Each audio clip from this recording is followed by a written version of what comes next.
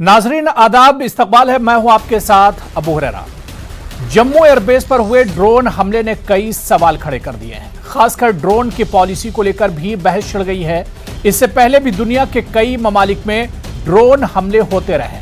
Drone के जरिए दुश्मन अपने टारगेट को आसानी से निशाना बना लेता है।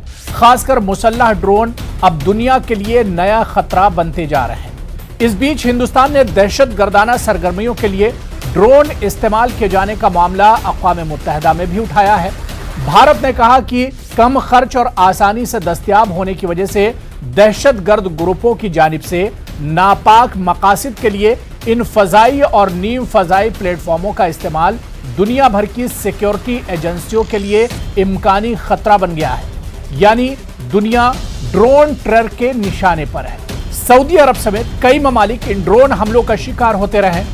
अब सवाल यह उठता है कि इन ड्रोन हमलों पर काबू कैसे पाया जाए या इस दहशत के नए तरीके से निपटा कैसे जाए। किस तरह से जो एक खतरा ड्रोन की शक्ल में दुनिया के सामने उभर कर आया है, इस खतरे से कैसे निपटा जाए, आज इसी को हम डिबेट में समझने की कोशिश करेंगे। बहुत खास मेहमान मेरे साथ डिबेट में जुड़ रहे हैं। बहुत जल्दी अपने मेहमानों का आपसे तारुफ करा देता हूं। मेरे साथ कर्नल टीपी त्यागी साहब हैं, डिफेंस एक्सपर्ट हैं। विंग कमांडर अनुमा आचार्य जी रिटायर्ड स्पोक्सपर्सन है कांग्रेस की तरफ से, और कमांडर जीजे सिंह साहब डिफेंस एक्सपर्ट हैं, वो भी हमारे साथ डिबेट में जुड़े हुए हैं। और एक और खास मेहमान कविंदर गुप्ता साहब, साबिक डिप्टी सीएम है जम्मू कश्मीर के और इसके अलावा बीजेपी के सीनियर लीडर हैं। कविंदर गुप्ता साहब और तमाम मेहमानों का बहुत इस्तकबाल है न्यूज 18 उर्दू में। मैं सबसे पहले कर्नल टीपी त्यागी साहब आपसे ही शुरुआत करना चाहूंगा। सर, अब हम देख रहे हैं कि इससे पहले हमने कई मुल्कों में सुना, चाहे सऊदी अरब की बात करें, ईरान की बात करें, टर्की की बात करें, कई मुल्कों में ड्रोन से हमले होते रहे, लेकिन हिंदुस्तान में पहली बार ड्रोन का खतरा सबसे ज्यादा बढ़ गया है। क्या आपको लगता है कि यह ड्रोन दुनिया के लिए एक नया खतरा बनता जा रहा है? टीपी त्यागी जी। जी बिल्कुल सही कह रहे हैं आप। ये दुनिया के लिए एक बड़ा खतरा बनता जा रहा है और हमें इसके बारे में तुरंत सोचना होगा।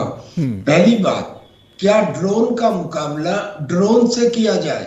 अगर अपोजिट कंट्री और इंडिया एक ही साइज के होते तो ड्रोन वर्सेस ड्रोन एक सॉल्यूशन हो सकता था, लेकिन हिंदुस्तान इतना बड़ा है पाकिस्तान के मुकाबले कि ये सॉल्यूशन कम से कम पाकिस्तान के लिए नहीं चलेगा। दूसरा, एंटी ड्रोन टेक्नोलॉजी। अब ये है कि हमारे डीआरडीओ ने एक ड्यू यानी कि डायरेक्टेड एनर्जी वेपन, जिसे डीडब्ल्यू कहते हैं, वो बनाया, जिसमें करीब 10 किलोवाट का लेजर है जो ड्रोन को के जीपीएस सिस्टम को जीपीएस जैमर की तरह खत्म कर सकता है। लेकिन क्या हजारों के ड्रोन को खत्म करने के लिए करोड़ों रुपए का ये ड्यू सिस्टम इस्तेमाल किया जाए, जो अभी डेवलप किया गया है, अभी तक वो बाजार में नहीं आया है। फिर तीसरा सिस्टम हमारे पास बचता है कि हम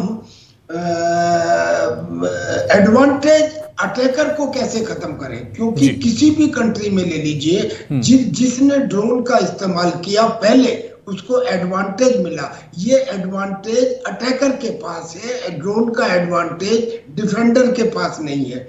इसका मतलब ये कि अगर हमें ड्रोन के ऊपर विजय प्राप्त करनी है तो हमें कुछ ऐसा करना होगा ताकि ड्रोन के मुकाबले में कोई और अल्टरनेटिव इस्तेमाल करना होगा। खास तौर पे इन दिस सिचुएशन, जब हमको ये पता है कि चाइना से पाकिस्तान के लश्कर तैयबा और जैश ए मोहम्मद के आतंकियों ने ड्रोन खरीदे और वो ड्रोन करीब 25 किलोमीटर की रेंज के थे और 20 किलोग्राम एक्सप्लोसिव ले जा सकते थे। जम्मू एयरबेस के ऊपर सिर्फ एक ट्रायल किया गया और उस ट्रायल में उनको 14 किलोमीटर तक भेजा गया 5 केजी एक्सप्लोसिव, और वो भी शेप्ड चार्ज के मुकाबले में। अब ये ड्रोन इतने छोटे और इतनी कम ऊंचाई पर थे कि इन्हें हमारे रडार सिस्टम नहीं पकड़ पाए, आगे भी नहीं पकड़ पाएंगे। और अगर ये कहा जाए कि इनको आप शूट कर दीजिए तो एक छोटा छोटे ऑब्जेक्ट को स्नाइपर राइफल से शूट करना, हर जगह ये राइफलें मौजूद नहीं होती, वो भी पॉसिबल नहीं है। तो इस ड्रोन का रास्ता सिर्फ ये निकलता है in the present situation of India and Pakistan कि पाकिस्तान को किसी और भाषा में जवाब दिया जाए ताकि वो ड्रोन का इस्तेमाल बंद कर दे। Drone against drone is not a answer, it is not a economical answer. और दूसरी बात, लास्ट बात, कि हिंदुस्तान में आज तक ड्रोन के ऊपर कोई स्टैंडर्ड ऑपरेटिंग प्रोसीजर नहीं बना हुआ है। आज तक कोई ड्रोन नीति नहीं बनी हुई, पॉलिसी कोई नहीं है। पिछले 2-3 सालों में जो हमने देखा, सुलेमानी की कैसे डेथ हुई, अजरबैजान और आर्मेनिया में तुर्की के ड्रोन ने क्या कमाल दिखाया, ये देखने के बाद हमें ये बना लेनी चाहिए थी। आवश्यकता है कि अब इस काम को प्रायोरिटी के ऊपर किया जाए। बड़ी अच्छी बात टीपी त्यागी जी आपने रखी है। कमांडर जीजे सिंह साहब, मैं आपके पास आना चाहूंगा। जीजे सिंह जी, अब सवाल यह उठ रहा है कि क्या जो आतंकवादी हैं, जो हमारे दुश्मन हैं, जो टेररिस्ट हैं, क्या अब नया तरीका अपना रहे हैं? जिस तरह से हम सिर्फ हिंदुस्तान ही नहीं, अब क्योंकि अब जाहिर सी बात है, हमने इससे पहले ईरान में देखा, सऊदी में इस तरह के हमले होते रहे, लेकिन अब जम्मू में जो बहुत सेंसिटिव है, यहां पर भी इस तरह के हमले हो रहे हैं। क्या अब नया तरीका अपना रहे हैं आतंकवाद? जी बिल्कुल, ये एक नया तरीका है, क्योंकि अगर आप देखें पिछले 4-5 साल से जो हमारा सिक्योरिटी ग्रिड है कश्मीर के अंदर, वो इतना सख्त है कि कोई भी अगर वहां पे तंगी आता है, जहां तो मारा जाता है, जब पकड़ा जाता है, और वो कुछ नहीं कर पाता। तो इसलिए ये जो एक उन्होंने नया रास्ता बदला है, अपना रूट बदला है कि अब वो ये जो ड्रोन्स है, ड्रोन टेक्नोलॉजी के साथ हमला करेंगे। इसके अंदर उनको बड़े फायदे दिखाई देते हैं। पहली बात तो उनको कोई भी जानी नुकसान नहीं होता, उनको कोई सुसाइड बॉम्बर्स नहीं लाने पड़ते, एमुनेशन खर्च नहीं होता, फिर नाकाबंदियां होती हैं, बैरियर्स होती हैं, उनसे भी फुल फ्रीडम मिल जाती है। और ये जो ड्रोन्स हैं, ये बहुत इजीली अवेलेबल वर्ल्ड मार्केट के अंदर हैं, जो खिलौना है। और दूसरी बात ये कि अगर इनको यूज किया जाए तो बहुत कम खर्चा होता है, नुकसान ज्यादा कर देते हैं। सॉफ्ट टारगेट जिसको कहते हैं, सॉफ्ट किल, वो ये कि अगर जैसे इन्होंने ये हमने जो पहले दिन ये बम दाग के गए हैं जी, अगर इनको देखा जाए तो अगर यही कहीं कमांड कंट्रोल सेंटर के ऊपर गिरता तो वो बिल्कुल जैसे कहते हैं ये कम्युनिकेशन जो लाइंस होती है उनको डिस्ट्रॉय कर सकते हैं। और नहीं तो किसी पेट्रोल पंप के ऊपर हमला करे तो वहां पे आग लग सकती है। कोई एमुनेशन डंप हो, डिपो हो, उसके ऊपर कर सकते हैं। जो जिसे कहते हैं रनवे है, उसके ऊपर खड्डे डाल दे 3-4, तो हवाई जहाज कैसे उड़ेंगे। तो ये हमें कई तरह के नुकसान दे सकते हैं। तो इसको अभी देखा जाए, जैसे आप कह रहे थे सीरिया, ईरान की ऐसी जगहों पे यूज किए गए हैं ड्रोन। ये अजरबैजान और अर्मीनिया जो है उस लड़ाई के अंदर भी बहुत यूज किए हैं। और वहां पे जो पाकिस्तान का टॉप ब्रास है वो वहां पे गया था, उन्होंने ये स्टडी किया उसको, ये भी खबरें हैं। और स्टडी करके अभी उन्होंने यहाँ पे जो आतंकी हैं उनके जहन में डाल दिया है कि आप ऐसे करिए। मुझे तो पूरा विश्वास है कि ये जो ड्रोन आए हैं, पिछले 3 दिन आते रहे हैं, ये पाकिस्तान की बॉर्डर से कोई अगर वो 500 मीटर या 1 किलोमीटर पे डिस्टेंस पे जाकर वहां से छोड़ते हैं, तो ये जो हमारा जैसे जम्मू एयर स्टेशन था और जैसे और हमारे कई मिलिट्री बेस, आर्मी इंस्टॉलेशंस हैं, उनके ऊपर बहुत इजीली अटैक कर सकते हैं। क्योंकि पाकिस्तान एक आसान तरीका है ये दुश्मनों के लिए हमला करने का और टारगेट करने का। मैं दोबारा से इस पर और जीजे सिंह साहब, मैं इस पर और बात करूंगा। कविंदर गुप्ता जी और अनुमा आचार्य जी को भी हम डिबेट में जोड़ लेते हैं। कविंदर गुप्ता साहब, सर आखिर चूक कहां पर हो गई? क्योंकि जम्मू और कश्मीर की अगर हम बात करते हैं तो दुश्मन से हम बहुत नजदीक हैं, पाकिस्तान से सटे हुए हैं, बहुत सेंसिटिव एरिया है सिक्योरिटी के एतबार से। ऐसे में आखिर चूक कहां पर हो जाती है और कैसे ये ड्रोन आ जाते हैं? कमी कहां पर रह जाती है सर?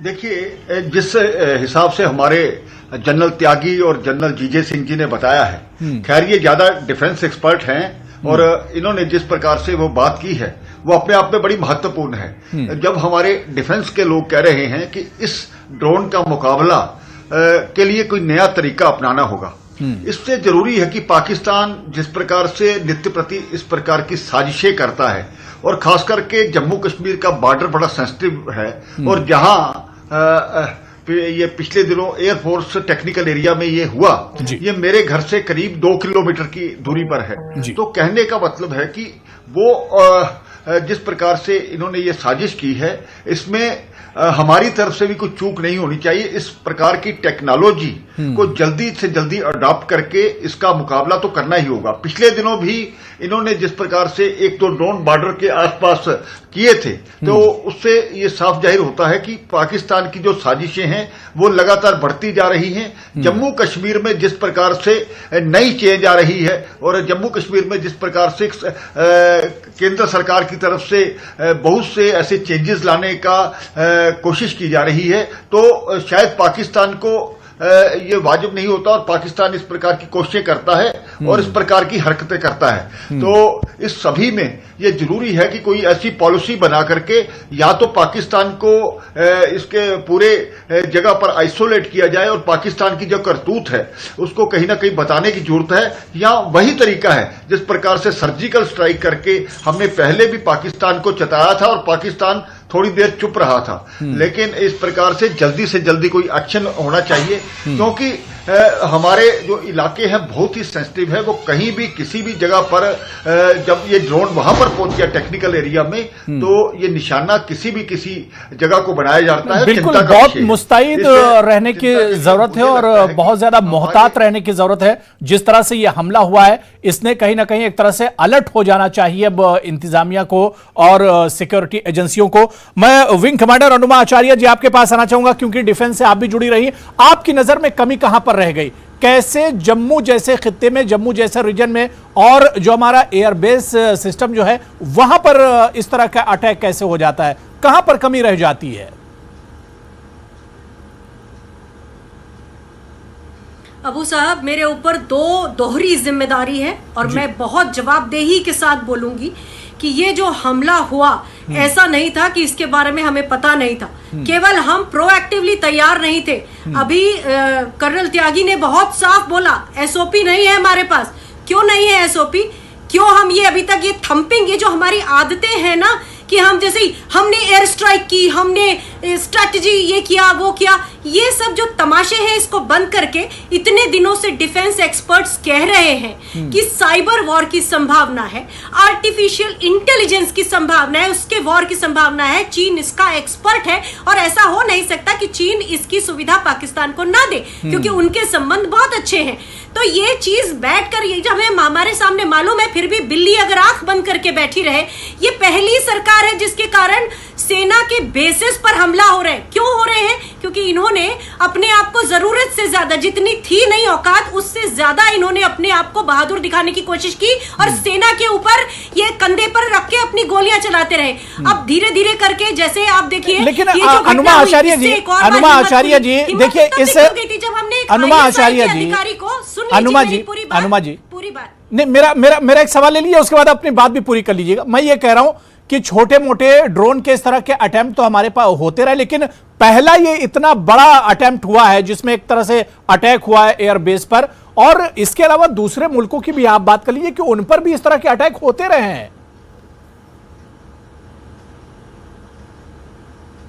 तो हम क्यों सो रहे थे? वही तो सवाल है। देखिए, कर्नल त्यागी ने ये बताया कि इस तरह के हमले हो सकते हैं, इनकी संभावना है, लेकिन हमारी इंडियन नेवी ने स्मैश 2000 नाम की इस तरह की राइफल खरीदी है कुछ क्वांटिटी में, जिससे छोटे टारगेट्स पर हम निशाना लगा सकते हैं। तो हम क्यों सो रहे थे? हमको सोने की क्या जरूरत है ऐसे समय पे? हेडलाइन मैनेजमेंट से अगर बढ़ के हम अपने देश की उसके लिए काम करें, क्योंकि देखिए अभी एक थिएटर कमांड की बात चल रही है। आजकल दिक्कत तो ये है ना, हम सभी फौजी अफसरों को शर्म आती है कि हमारे मुद्दे इतने ज्यादा सार्वजनिक कर दिए गए हैं सरकार ने अपने आप को थंप करने के चक्कर में। उसमें क्या है, थिएटर कमांड की बात सुन रही हूं मैं।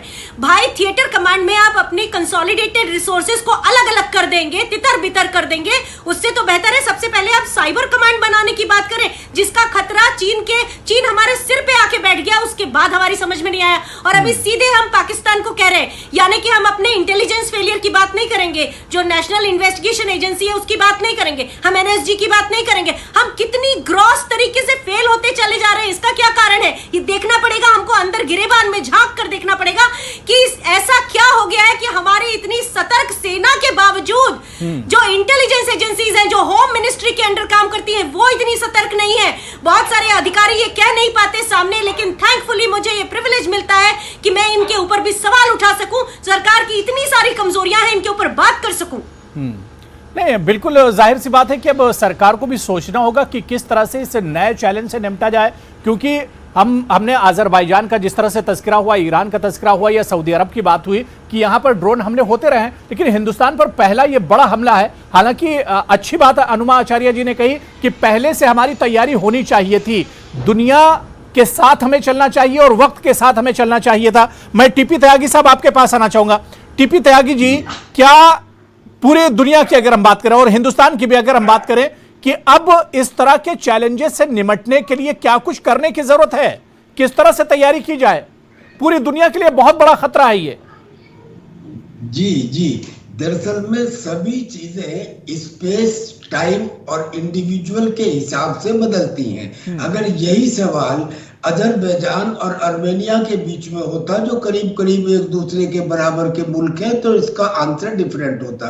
मगर इस सिचुएशन में अभी जो मोहतरमा बोल रही थी, वो एक डिफेंस ऑफिसर है, उन्हें इतने एक्सट्रीम पे नहीं जाना चाहिए, मान लिया उनकी बात। लेकिन ये सोच के देखो कि अगर हम कोई ड्रोन भेजते हैं, लो हाइट पे भेजते हैं, छोटे साइज का भेजते हैं, उसमें शेप्ड चार्ज लगा के जो एक डायरेक्शन में पॉइंट करता है वो भेजते हैं, क्या पाकिस्तान के पास कोई रास्ता है उसे रोकने का? नहीं है। इसीलिए मैंने शुरू में ही कहा कि ये ड्रोन एक ऐसा सिस्टम है जो एडवांटेज देता है अटैकर को, ये एडवांटेज डिफेंडर को नहीं देता। अगर डिफेंडर अटैकर वाले साइज का मुल्क होता तब तो वो इसका एक दूसरे के साथ बराबरी करके मुकाबला कर सकता था। लेकिन ये हिंदुस्तान, जिसमें 8000 किलोमीटर का समुद्री तट और 9000 किलोमीटर की बाउंड्री लाइन, इसमें एक छोटे मुल्क पाकिस्तान की तरफ से अगर ये होगा तो उसका कहां चेक करेंगे।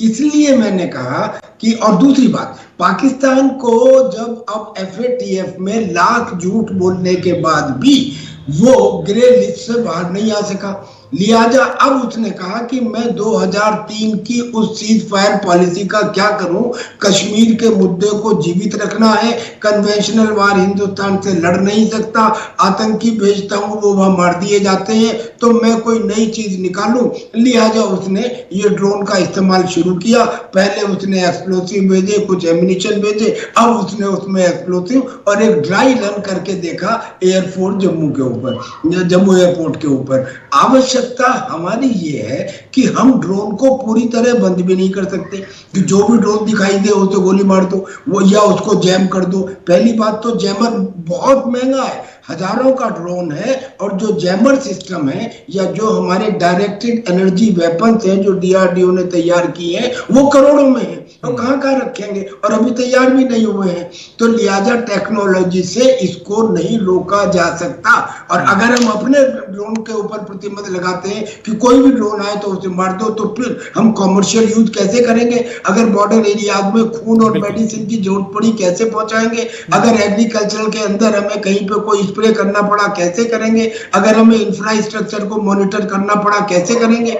तो हम ड्रोन को बंद भी नहीं कर सकते। लिहाजा अब इसका आंसर वैसे तो सरकार है वो देखेंगे, लेकिन एज ए डिफेंस एक्सपर्ट मेरे दिमाग में जो आता है वो ये है कि अब ये एंटी टेक्नोलॉजी से काम नहीं चलेगा कि ड्रोन के अगेंस्ट एंटी टेक्नोलॉजी कर लो, नहीं, इसमें टेक्नोलॉजी नहीं, इसमें तो चूंकि अपोजिट एनिमी हमसे बहुत छोटा है उसको साइलेंस करना पड़ेगा ताकि वो ड्रोन भेजने की कैपेसिटी में ना रहे। सीधी सीधी ये बात है सर। यानी एक नई पॉलिसी की जरूरत है। जीजे सिंह साहब, क्या आपको भी लगता है कि जिस तरह से कर्नल टीपी त्यागी ने बहुत तफसील में चीजें बताई कि अब इसके लिए एंटी ड्रोन टेक्नोलॉजी का इस्तेमाल नहीं किया जा सकता, सिस्टम का इस्तेमाल नहीं हो सकता, ऐसे में आपको क्या लगता है कि सिर्फ हिंदुस्तान लेवल पे नहीं बल्कि दुनिया और वर्ल्ड लेवल पे अगर हम बात करें तो इसके लिए एक गाइडलाइन और एक पॉलिसी पर काम करने की जरूरत है बाकायदा? देखिए, ये बात बहुत ऊपर चले जाती है। ये दुनिया में, यूएनओ में ऐसे कहना मैं समझता हूं कि ये संभव नहीं है। दुनिया के अंदर हर को देश अपने ही नेशनल इंटरेस्ट के साथ गाइडेड होता है। ये बात मुझे कुछ नहीं लग रही ठीक, मगर जो मैं कहना चाहता हूं, जो एक हमें चीज समझनी चाहिए वो ये है कि हम देख रहे हैं कि एनआईए और दूसरी एनएसजी जितनी भी हमारे पास एजेंसीज है वो अभी यही पता करने की कोशिश कर रही हैं कि ये जो ड्रोन है ये इंडिया के इस बॉर्डर अपने ही तरफ से उड़ा और चला गया वापस, जहां पाकिस्तान से आया इसका कोई सबूत नहीं मिल रहा। क्रॉस सेक्शन होता है ये बहुत नीचे उड़ता है और किसी भी रडार डिटेक्शन सिस्टम में पकड़ में नहीं आता। तो हमें ये नहीं पता लग रहा कि ये कहां से उड़ा, ओरिजिन क्या है और कहां वापस गया। पहले तो ये पता लगेगा जब कोई इसका सबूत मिलेगा।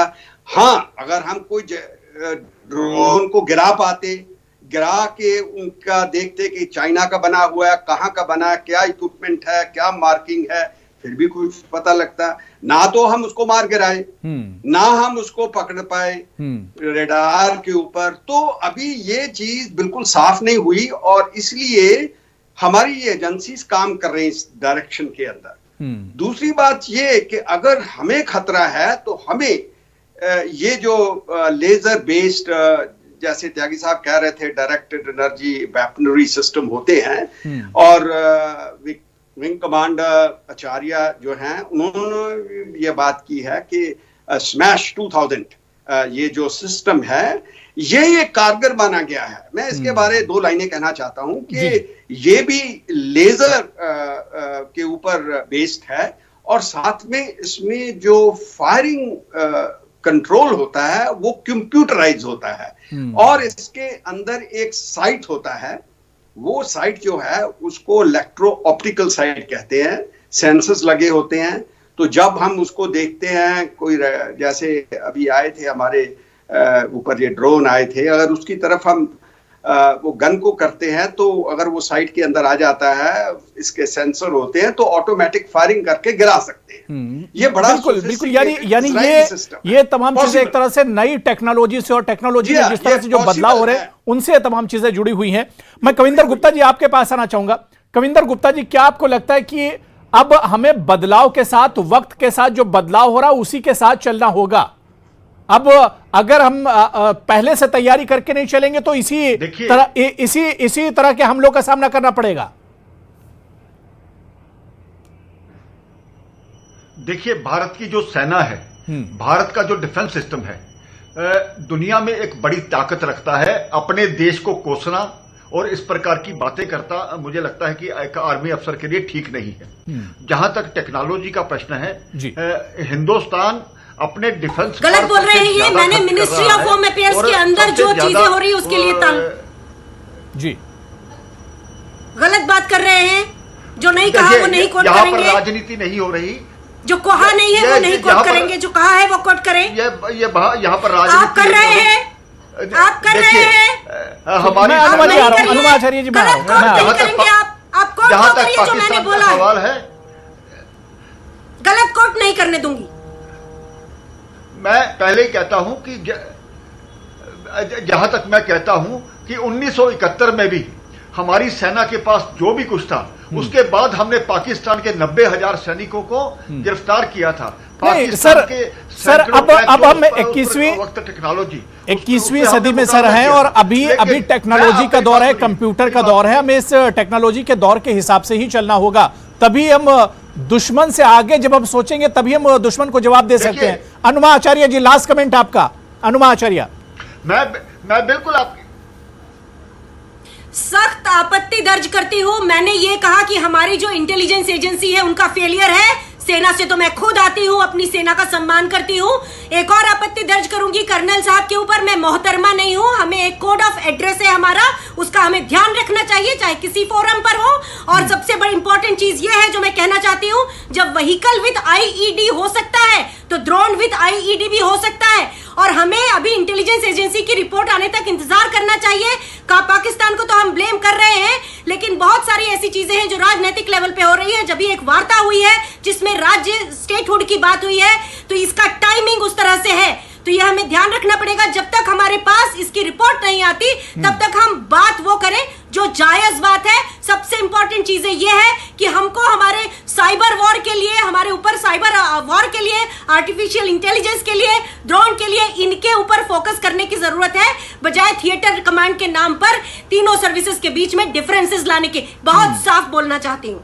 बिल्कुल जाहिर सी बात है कि अब ड्रोन दुनिया के लिए खतरा, और इसके लिए अब सबको तैयार होने की जरूरत है। यूएन में भी हिंदुस्तान ने आवाज उठाई है और हम यही उम्मीद करते हैं कि हमारी जो सिक्योरिटी एजेंसियां हैं वो अब इसे एक बड़ा चैलेंज समझ के पहले से इसके लिए एक तरह से तैयार रहेंगे। बहुत बहुत शुक्रिया विंग कमांडर अनुमा आचार्य जी, कमांडर जीजे सिंह साहब, कर्नल टीपी त्यागी जी और कविंदर गुप्ता साहब, सभी का बहुत बहुत शुक्रिया डिबेट में जुड़ने के लिए।